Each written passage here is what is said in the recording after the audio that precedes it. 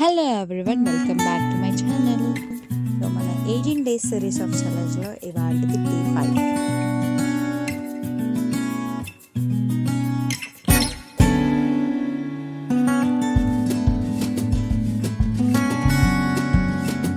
So every day రొటీన్గా అయిపోయింది మాకు రామోజీ ఫిల్మ్ సిటీ ఎంట్రన్స్ చూడడం. రోజు ఇదే వేని యూటిలైజ్ చేసుకొని కాలేజ్కి ఎంటర్ అవుతాం కాబట్టి వాట్ అయిపోయింది. అండ్ కాలేజ్కి రీచ్ అయిపోయాక ఎగ్జామ్ గుర్తొచ్చింది. ఏం ప్రిపరేషన్ లేదు, బాగా రాస్తానా లేదా అనే థాట్స్తోనే బాగానే రాసేసాను. ఎగ్జామ్ అయిపోయాక యాజ్ యూజువల్గా 12:20కి బస్సెస్ అరేంజ్ చేయడం జరిగింది. విండో సీట్ని ఆల్రెడీ ఆక్యుపై చేసేసుకున్నాను. అండ్ స్టూడెంట్స్ కూడా గ్యాదర్ అవుతున్నారు. సో అలా వెయిట్ చేస్తున్నాను ఎప్పుడు బస్సెస్ స్టార్ట్ అవుతాయా అని. నాకు తెలిసి నేను ఐడి కార్డ్ వేసుకున్నప్పుడు క్యాప్చర్ చేసిన మూమెంట్ లేదు. So this is my ID card, చూపిస్తున్నాను. నేను నా బస్మేట్ ఎంతో ఎక్సైటెడ్గా ఉన్నాం, ఎందుకంటే బస్సెస్ స్టార్ట్ అయిపోయాయి.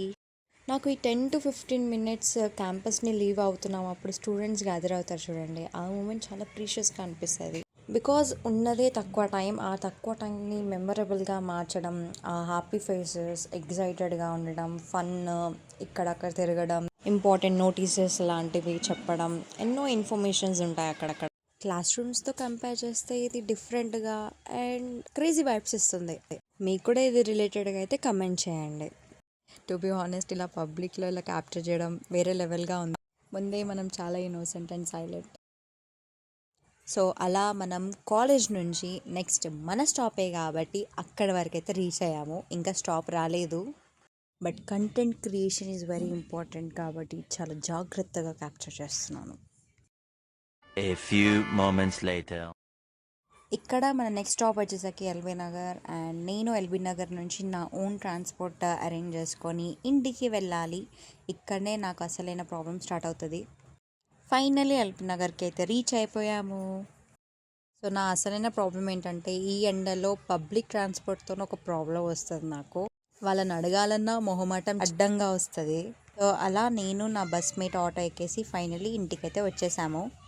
సో అలా ఇంటికి వచ్చేసాక ఫ్రెష్ అప్ అయ్యి లంచ్ని కంప్లీట్ చేశాను, that to with sambar and వడియాలు కాంబినేషన్లో. సో ఇలా ఈ కాంబినేషన్లో ఎంతమందికి ఇష్టంలో కామెంట్ చేయండి.